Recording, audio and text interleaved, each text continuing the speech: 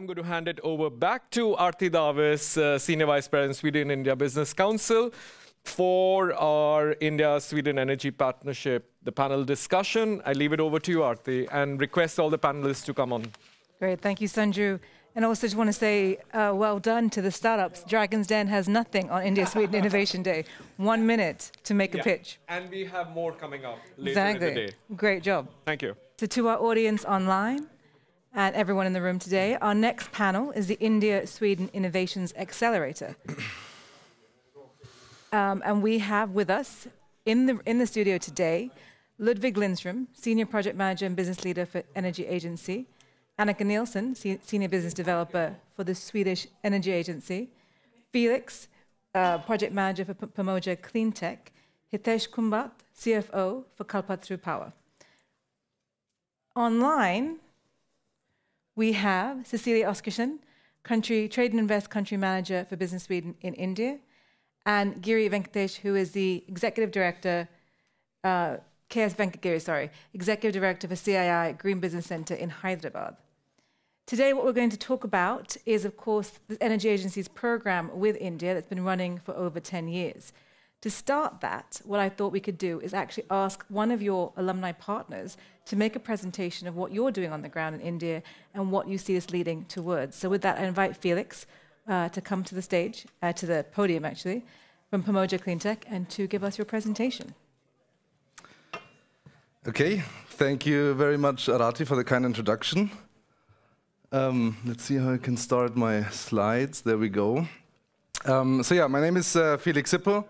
I'm a project manager for Pomoja Cleantech, and I'm going to talk about the E4T microgrid concept project that we are developing at Hitesh University since 2017.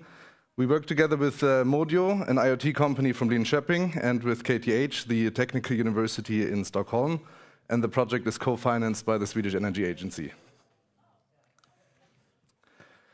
So first, a quick background about Pomoja Cleantech. We're a social for-profit enterprise based in Stockholm. We are developing and implementing innovative business models for sustainable energy systems in emerging economies.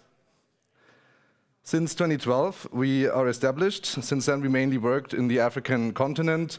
Since 2011, we work in Uganda on bioenergy microgrids for agro-hubs.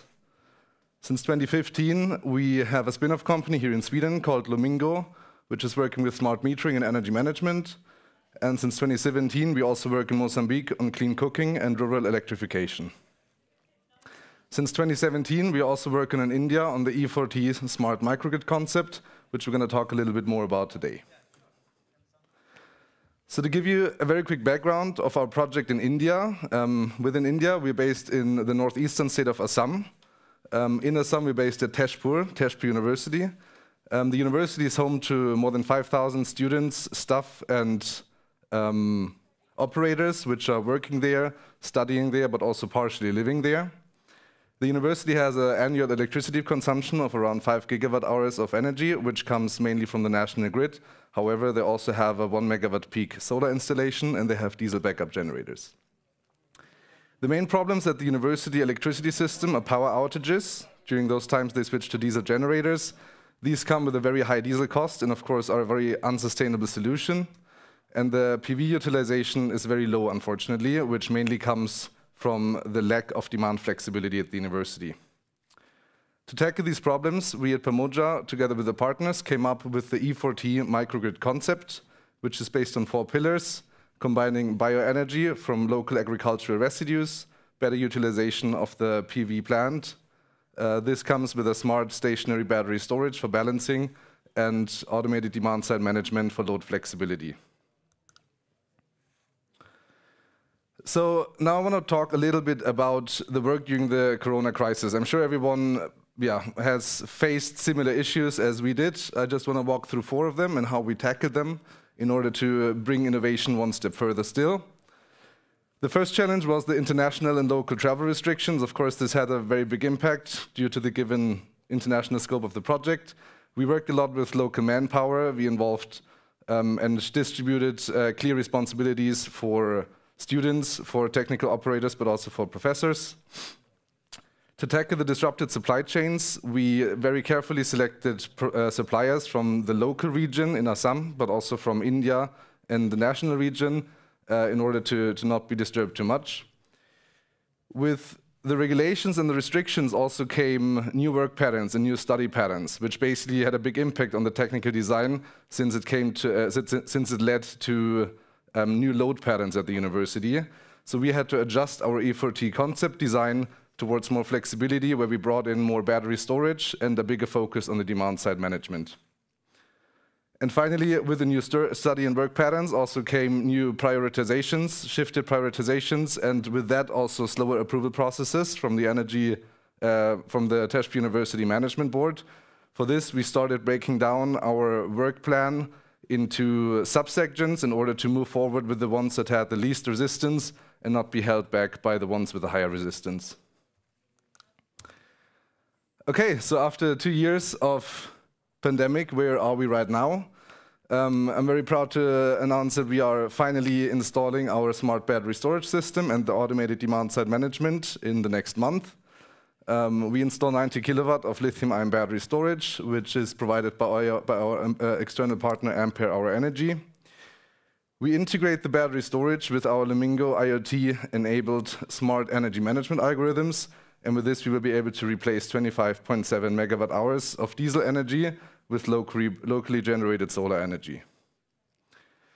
For the automated demand-side management, Modio will install their newly developed retrofittable smart sensors and controllers in 12 air conditioning units and 36 hostel rooms, and this will be able to reduce 1.3 megawatt hours of diesel power through the course of a year. Regarding the biomass energy system, this is still under approval, unfortunately, as it's one of the parts with a higher resistance. However, we managed to set up a concept for a 100 kVA continuous gasification system together with the Indian supplier. This is based on a purely local supply chain of biomass, and with this we will be able to generate 672 megawatt hours of green electricity locally per year. Then, to paint you a little picture about the way ahead for Pomoja Cleantech, but also for this project in India, during 2021, we will be operational with the battery storage and with the demand-side management. We also expect and hope to get the approval for the bioenergy plant construction. During 2022, we will shift to a first commercial operation of the battery storage and the demand-side management based on a PPA and the energy savings agreement with the university. And we will also continue our R&D efforts, especially as Pamoja and as Lemingo, for the development of smart energy management algorithms. 2022 and beyond, we will then look at an expansion for the E4T microgrid concept at Hitesh University particularly, and we will also look at a replication of the entire or parts of the system in different opportunities and with different partnerships. For this, we will be also founding an Indian entity in next year in order to scale up and commercialize our products in the Indian market properly. Now let's take a quick look at the lessons learned. It was 2 long years, of course. There was a lot of ups and downs. However, first to talk about crisis resiliency, what we really learned and internalized is that building capacity locally is more valuable than flying in capacity. I knew there were a lot of hints before, but now it's really clear, and we're definitely gonna base our work on that in the future. Very important, and I think a good takeaway for everyone is also that we think fallback strategies have to be developed more thoroughly. With this, I mean that everyone has to identify core competences, priorities, and interests for every partner in the project, because these are the ones that you can fall back to once there's a time of a crisis. And finally, especially for R&D projects, we have to simplify supply chains, since there we very often cannot go back to off-the-shelf equipment, which makes things more complicated. What we learned about smart microgrids is, first of all, that flexibility tends to be more valuable than generation in the future energy system. This leads to a rise in distributed energy resource management systems, where Pamoja is placing themselves in the Indian market. We also understood that there's convergence between microgrids and distribution grids. With this, I mean mainly that with a bigger implementation of distributed storage and energy assets, distribution grids tend to become an agglomeration of microgrids that are interconnected at the distribution transformer. And hence, microgrid technology will find new applications also in distribution grids. And lastly, for project development, for any energy projects in the coming future, we want to highlight that we have to account for changing patterns as distributed energy, distributed storage, load growth, especially in growing economies, and also EV charging will impact load patterns and energy patterns throughout the lifetime of any project. Finally, I want to conclude real quick because we're a bit over time. First of all, we see an immense innovation and market potential in the Indian energy sector, mainly in the fields of digitalization, flexibilization, and decentralization. We also see, and what I really want to emphasize personally from my side, that innovation must happen along the entire value chain. The energy system is transitioning from the traditional role models of generation, transmission, distribution, and consumption towards one big conglomerate where everything is going to be traded and shifted from one place to another. So innovation has to happen between those partners. And finally, as an optimistic outlook, there is an increasing traction from the government in India, but also from industries. Two little examples are the massive solarization programs for the agricultural industry, and also that a lot of utilities are already employing battery storage and demand response technologies in their grids. With this, I'm going to finalize. Thank you very much, and I'm looking forward to feedback, comments, and questions. Thank you. Thank you so much, Felix. I think with that presentation, you have addressed most of the key points we heard in the inauguration panel, which is the need for storage, the need for collaboration, and of course, the solar potential that we should also leverage. So thank you so much for that. And also, most importantly, walking the talk. So having the dialogue at a very high level is one thing, but showing it actually working on the ground is completely another. Thank you. But with that, I'm actually going to turn to the authors of the innovation program. So Ludvig, as the Swedish Energy Agency, you have worked with the SIA, or the India-Sweden Innovations Accelerator, from the ground up.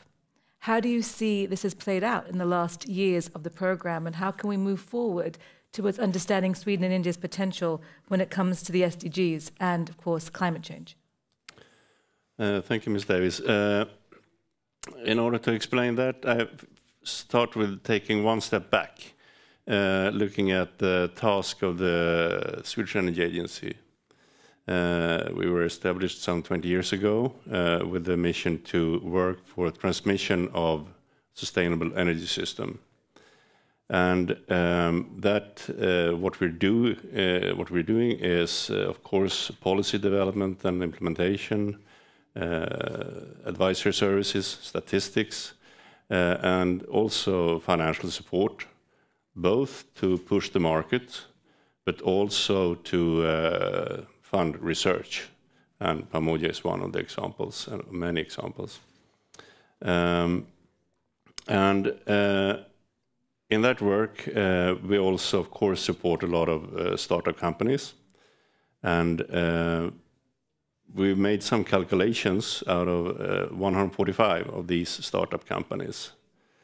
We calculated the potential greenhouse gas emissions savings of these innovations. And the result is 20 times the Swedish total emissions of greenhouse gases annually. Now, Sweden counts for 10%, one-tenth of a percent of the global greenhouse gas emissions. So we need to introduce these innovations to other markets. And there we have a few markets that we're working more intensively with, and India is one of our prioritized markets.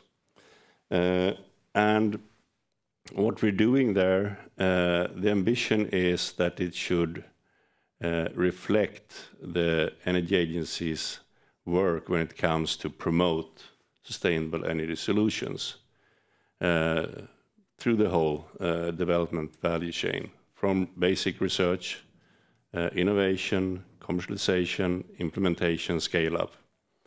So this India-Sweden Innovations Accelerator is built to reflect that part of our mandate. So we have one collaboration, as we heard earlier today, with the Department of Science and Technology. It's about smart grids. We actually opened up that call 1 year from now, at this very premises. It's been a long process. Of course, also that was affected by the pandemic. But now we're in the final stages, and we're just about to administrate the jointly selected projects. We had 8 applications to start with, and now we're coming down to a few of them that will be approved. And we hope to announce that in the end of November. For them to be able to start in the beginning of next year. Looking at the other end of the chain, that is promotion of business collaborations. And that is where we identify Swedish companies with innovative energy solutions and introduce them to the Indian market, facilitate their process to develop market knowledge, build their networks, and find partners. And I don't want to say so much more about that because I leave that to my colleagues in this program, being Business Sweden India and CII GBC. I think they will be the right persons to explain it. During the pandemic, we actually kept the wheel rolling, and that is very, very much thanks to these teams and their magnificent work. And we have managed to actually create results and new partnerships, even though the people couldn't travel. Thank you very much. I think what you touch upon in terms of innovation, commercialization, and impact is very much well represented in the team that is ASEA, which is Business Sweden, like you say, the Energy Agency, CII, and of course the number of network partners you work with on each call you have and each delegation you work with. But I actually want to turn to your partner, Business Sweden, and to Cecilia, who's with us online. Cecilia, of course, you've worn many hats in the Sweden-India corridor. You are now working with Business Sweden as government, but you come from an industrial background. And you have the project like ASEA, where you can see the value in many different vantage points. From Business Sweden's perspective and the role that you play to connect businesses in Sweden to India, what do you see as a core value of the ASEA program?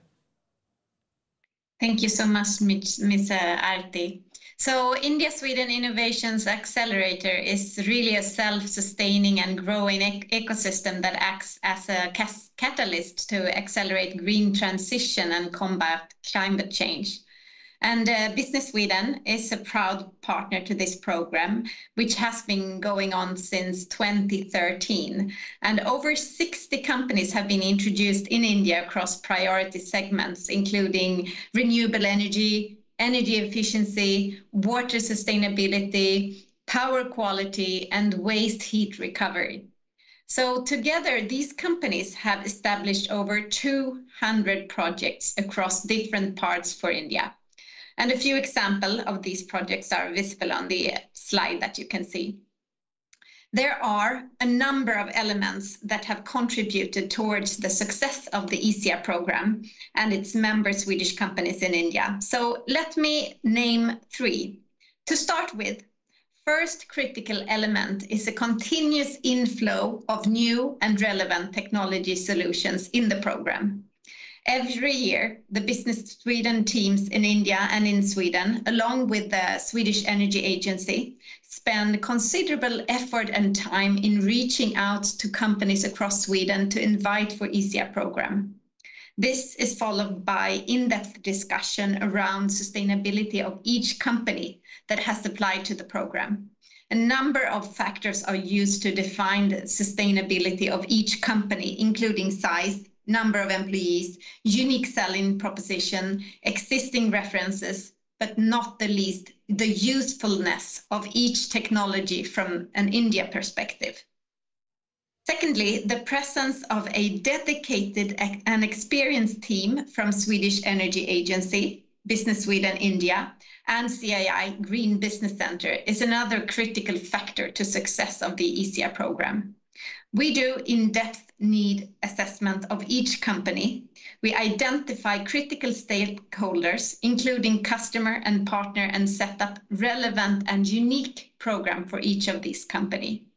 The team plays an important role of exactly matching requirements for each company of what opportunities are in India. And the complexity of the Indian market are, of course, kept in mind all the time. And a fact-based, flexible approach adopted by the team with continuous improvisation to deliver maximum value to the Swedish companies is that set this program apart from other similar initiatives. And lastly, the program continuously mobilizes support from other key ecosystem partners, including SEK, EKN, Swedfund, and Almi for Swedish small and medium-sized enterprises.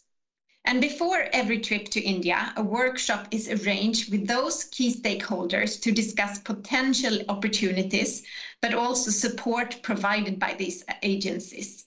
And these discussions play an important role in preparing these companies toward their visit to India and clearly understand how Swedish companies can leverage these available facilities.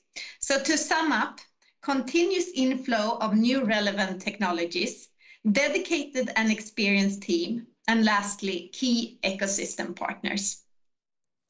Thanks so much, Cecilia. And you also touch upon some of the key words we set the stage with this morning, which is actually having that 360 perspective. Having just technology without the uptake is not enough, but you also have ecosystem partners that work with finance. And you have, of course, CII, who I come to now, that works with commercialization, uptake. And together, this team actually hits all the points to have success on the ground in very real terms, as you've said. So I come now to you, Giri. You've been with ISEA since its inception. And you've seen how it's grown, how the market intelligence, as Cecilia mentions, is so important, has been leveraged and has been utilized, and how it works with Indian industry to actually have successful commercialization. Could you tell us a little bit from your perspective, as the voice of Indian industry, how ISEA has worked for you? Thank you, Arti. Good morning, good afternoon. It's a privilege to be part of the Swedish Innovation Day program. It's also a privilege for me to have been involved in this program, the Innovation Accelerator program, right from its very inception. I would completely agree with Cecilia. This is a program which fits extremely well with the requirement of India as well as the capability of Sweden. The innovative technologies of clean tech entrepreneurs from Sweden are matching exactly with some of the requirements of industries in India. I think this has contributed to the success of this program over a period of time. And the partners of the program, Swedish Energy Agency, Business Sweden, and CII have put out faith in the program, and that has also made this program pretty successful. Over a period of time, there has been significant amount of progress. The program has grown from a few companies to about 65 and more than 200 projects of implementation. And more than the number of projects, the benefits which have been achieved by implementation of these projects have been very, very high, and to everybody who has implemented the project from a Swedish clean tech entrepreneur, the feedback has always been excellent. To give you a personal example, I'm speaking to you from the CII Green Business Center building. The building has been made into a net zero building with the help of a PPM Soulcraft's installation of bifacial solar panels. And this has become one of the earliest buildings in India to have become a net zero energy building. The Green Business Center, as all of you know, has been the starting point for green building movement in India. And with the installation of the solar panels and making it into a net zero building, there is an opportunity for this to become a starting point for net zero building movement in India. I think this has been extremely gratifying. I'm sure the opportunities for this would go further. And this is also a very opportune time for the program to scale up. We have achieved some successes, but I would say this success is only a tip of the iceberg. There's further potential for the program to grow, not to just grow, but multiply manifold. That's the opportunity. Indian companies have made significant amount of commitments in terms of their climate change mitigation targets. There's an opportunity to significantly scale up. For example, Godrej has made a commitment to become net zero in another 10 to 15 years of time. Many of the large corporates in India are also looking at technologies, both nationally and internationally, for them to implement and achieve their climate targets. I would say the very opportune time for this program to grow further, for the existing companies to scale up their operations in India, and for newer companies to come to India and together perhaps work towards solving the climate change problem of the world. I think there's an opportunity to leapfrog and whatever we can do to the climate change issue. And on behalf of CII, we are very happy to have participated in the program, and we look forward to be there with you in future too. Thank you.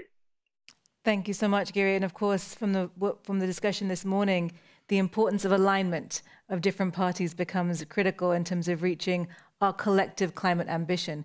And I think ASEA really shows us how that collective ambition can be put together, the frameworks put in place, and then made accessible to, in this case, startups, scale-ups, and new technology partners. But as we've discussed all during the day today, this has to be mutually beneficial. It cannot be a one-way discussion. It cannot just be Sweden to India, but also India to Sweden. And with that, we'd like to actually provide a case study of India to Sweden. And to take us through that, I want to hand over to Annika from the Swedish Energy Agency. Thank you. I would start with the fact that power lines and transmission of power has drawn a lot of public attention in Sweden lately. And it's very much due to its importance, of course, for us to build a sustainable energy system. And I think we have somebody with us today that has foreseen this. And this is Mr. Hitesh Kumbhat. You represent Kalpataru Power, which is an EPC company from India, and you're present in more than 60 countries. And you recently established yourself in Sweden. And how come? I would like to ask. Thank you. So we are a large company with footprints in more than 60 countries, as you mentioned. And when we were looking at our expansion strategy, we looked at Europe. We saw and realized that Europe is going to be a great market for energy.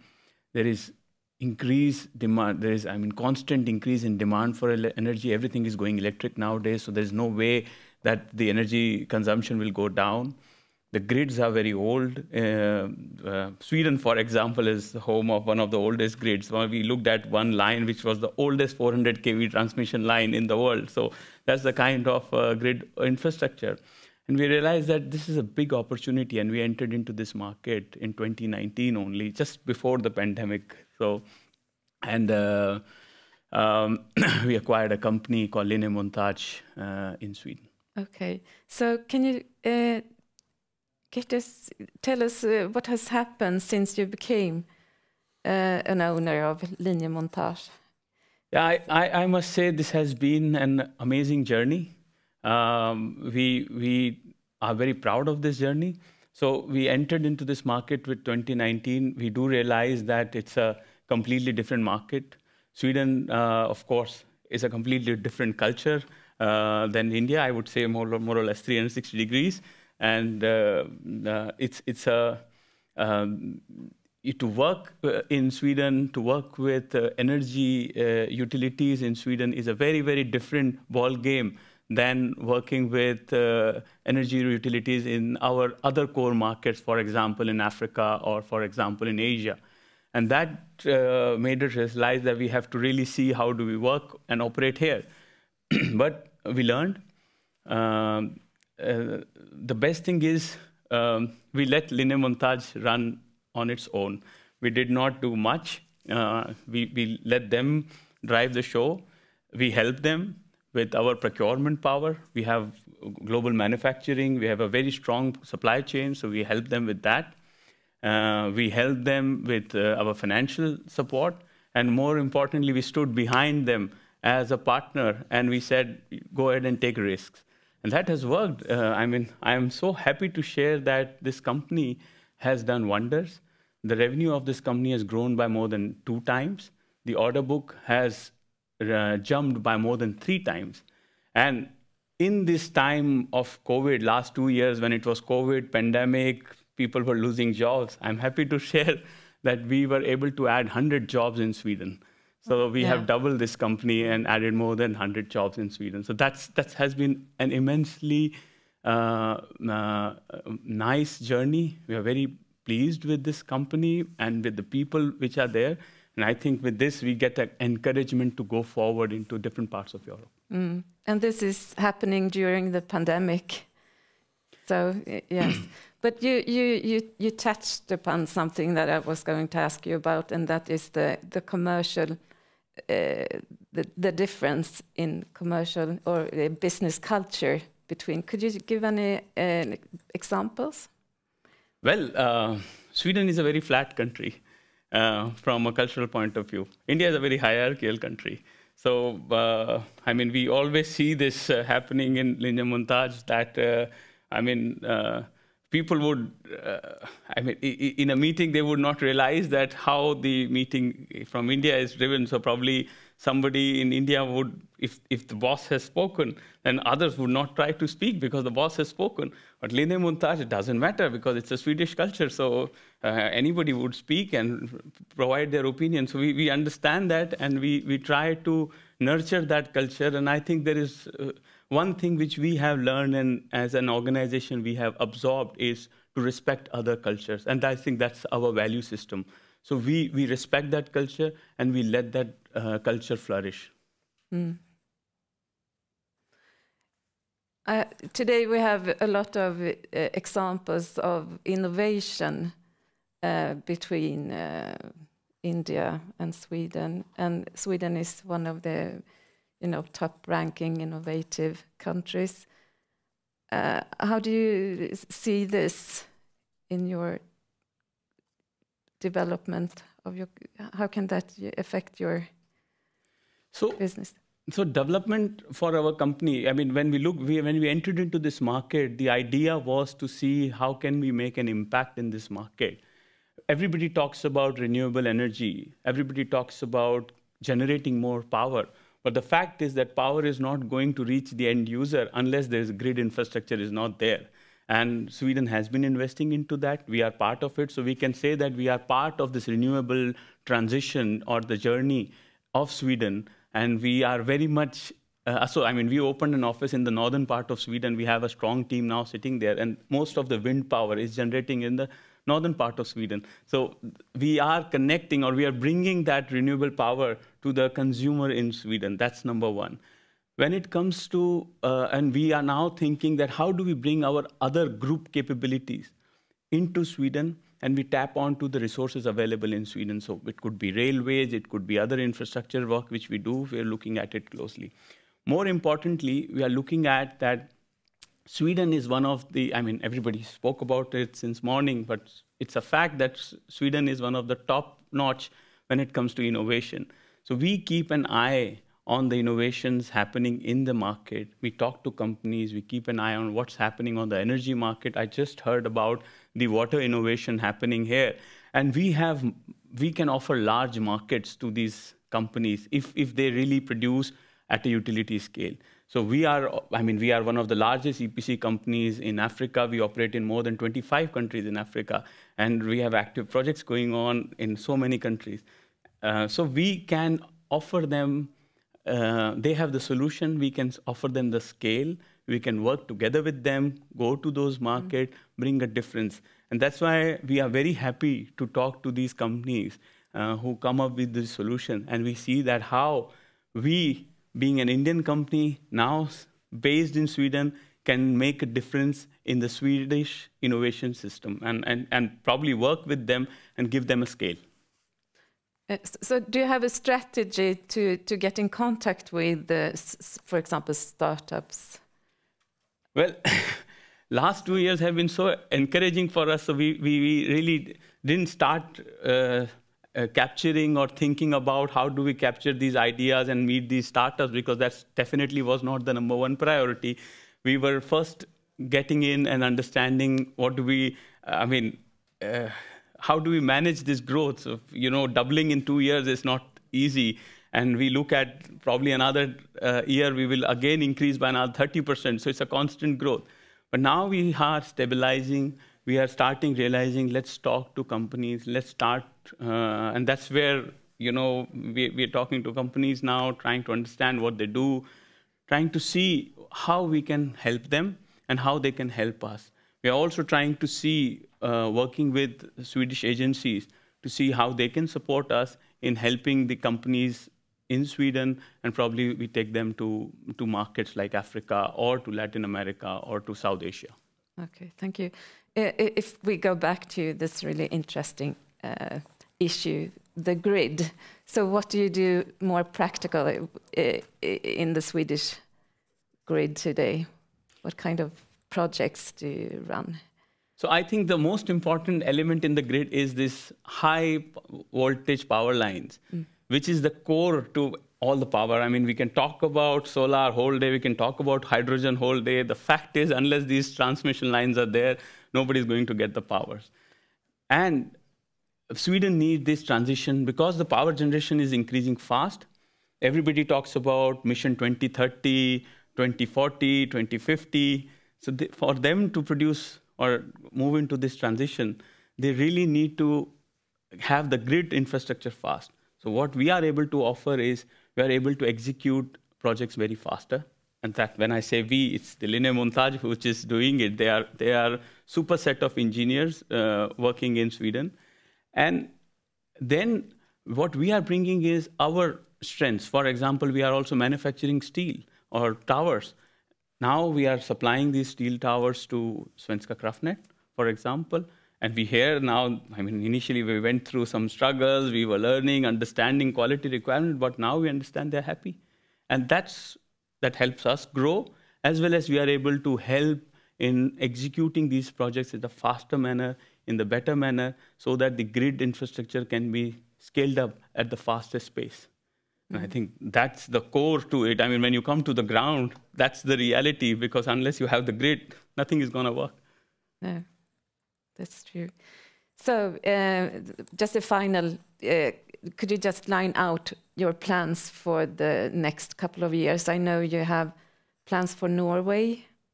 So we now want to take that, and this is going to be a very interesting story, because now we are going to take a Swedish company. We are an Indian company. We are going to take a Swedish company to the world. So we are going to Norway. We have set up, and we are now working at scaling up that organization. We are very sure that in about a year or so, we will have a very strong presence in Norway. After that, we are looking at the Nordics close by. We probably are very close to entering into the German market. We are close to entering into the Swiss market. And in all these markets, we take the strength which we have gained from the from the Swedish market, and we take it to those markets. We are also closely looking at the Baltics, Eastern Europe. So we look at these markets on a select basis, and we see where we can add value.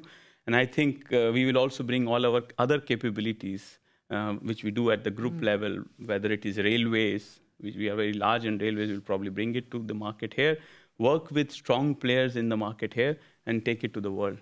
So we are very, very, very excited about the next few years out of Sweden. Yeah, thank you. I think we're running out of time, but I hope we have a continuous dialogue with you and your company. And I hand over to Arti. Thank you so much, Annika. And listening to Hitesh and listening to Felix, what I take from what I'm hearing is, of course, the importance of business culture and aligning with business culture. You talk about standing behind the Swedish partner. Felix, you mentioned local capacity on the ground. And I think what I'd like to do with the last 10 seconds that we have is, Ludvig, one of these things that SIA does is bring on ecosystem partners as needed by your companies. And you have, as Cecilia mentioned, have SEK and EKN. How do you look at bridging business culture? Well, that is part of what we do for each company that joined the Innovation Accelerator. They're there for 1.5 years. There are at least 3 physical trips to the country, to India, and there are several meetings in Sweden for preparation. And all of this has one purpose: to prepare them for the market, understand the business culture, meaning understanding the underlying culture, develop their network and find partners. That is what we do. Thank you so much. And if you'd like to know more about ASEA, it's available online at india.innovationsaccelerator.com. Thank you very much for joining us. And thank you, Cecilia. Thank you very much, Gary.